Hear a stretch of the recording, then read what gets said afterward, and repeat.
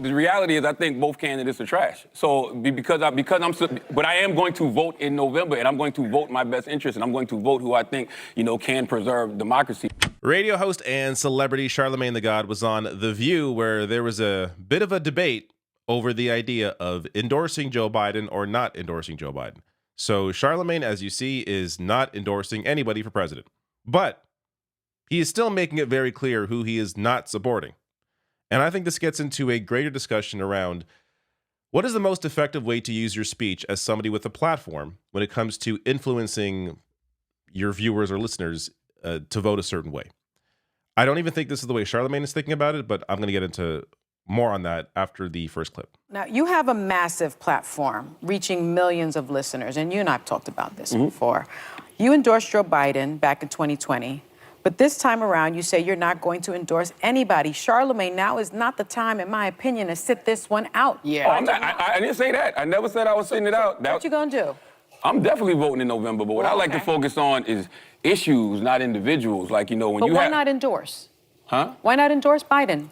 Because if I'm sitting here telling my listeners that, you have somebody out there who is a threat to democracy, you have somebody out there who said they want to, suspend the Constitution to overthrow the results of an election. You saw this person, try to lead an attempted coup of this country. And I'm telling people that this guy is a threat to democracy. Have you ever read Project 25? There's only 2 candidates out there. So if I'm saying that about this individual, the choice is clear, right? All right, I got a couple more clips here, and it's very clear, it's obvious, that Charlemagne is claiming that Trump is a bigger threat and that he's going to vote for Joe Biden, but he's unwilling to say that publicly. Now, some people may view this as him playing games or him maybe trying not to offend a certain audience.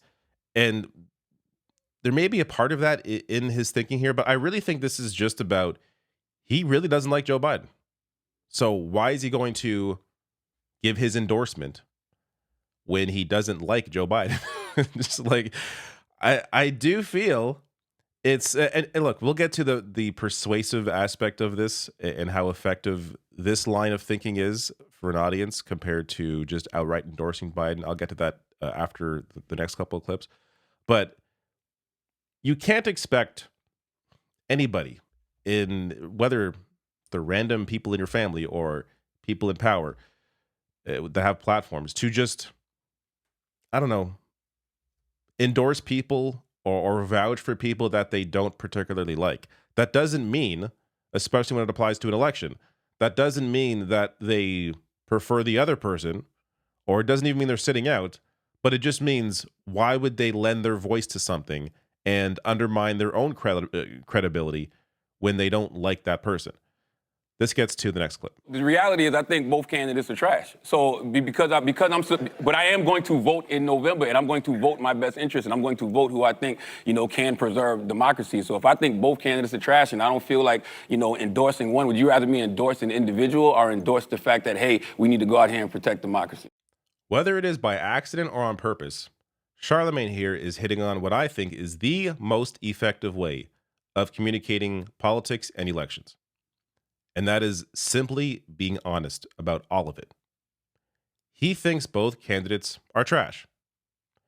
Now, even though he thinks that, it is very clear that he is leaning in one direction over the other, but he is still being honest about, hey, these are terrible options here. Now, in a society where, let's say, only 5% of the population is independent, this message wouldn't be as effective.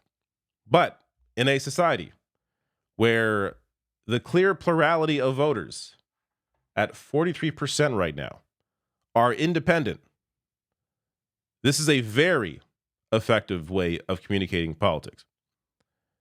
Because even though it's clear that he is likely going to vote for Joe Biden in November, even though that's clear here, him coming out to, let's say, endorse Biden, that immediately puts him into a box for a large swath of voters that, at that point, a lot of these independents are simply going to stop listening to what he has to say, because they've already put him into a category, and they figure whatever he says is going to simply be in the interests of that category and not be in the interests of how most people are feeling.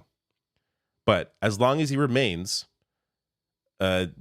independent in the way he's delivering this message, then he has the most effective ability, or it is the most effective way to reach this audience here. You know, coming out, and I feel like this should be obvious. If you come out, if someone comes out and says, "Hey, I'm voting for Trump," I'm not going to listen to that person on anything. Why would I want to listen to a Trump supporter? But if there is a conservative, and to be honest, I don't think there's many of these people, but if there is a conservative who is not clear in his support of Donald Trump and is willing to criticize Donald Trump on the obvious horrible things he has done, then I am more likely to listen to what that conservative has to say, even if I disagree with them on where they fall on certain issues. I am more likely to at least hear them out. But once you slot yourself into a category, it is just, your message becomes ineffective. And this, I'm noticing this not just, when it comes to, let's say, The View. Sounds like a lot of them are going to vote for Joe Biden. But this becomes an issue when it comes to, YouTube shows that have made it very clear that they are unwilling to criticize the Democratic Party. And they think they are doing the best they can. The best thing they're doing is, being full-throated endorsement of Joe Biden and the Democratic Party, and unwilling to criticize his positions, unwilling to criticize him cozying up to a genocidal Israeli government. They think they're doing a great thing. They think they are helping to preserve democracy by being unwilling to criticize Joe Biden, when in reality, the only audience they are speaking to are other people who are also already going to vote for Joe Biden. So who are you convincing? Why do you bother having a platform? And this, whether it's YouTube, whether it's Twitter, whether it's television, why bother having a platform if you're not going to utilize that platform in an effective way to enact some kind of change, to change minds? My videos are yes, they're for me in the sense that I'm giving my opinion. I'm honest with where I stand on issues. But I also, when it comes to selecting certain stories and what I want to cover, I consciously decide to cover certain things because I want people's minds to change on certain issues. I want to be, that's why I'm doing what I'm doing. I'm not doing this to hear my own voice, even though I have to hear it a lot. That isn't why I'm doing this. I'm doing this because I enjoy educating people.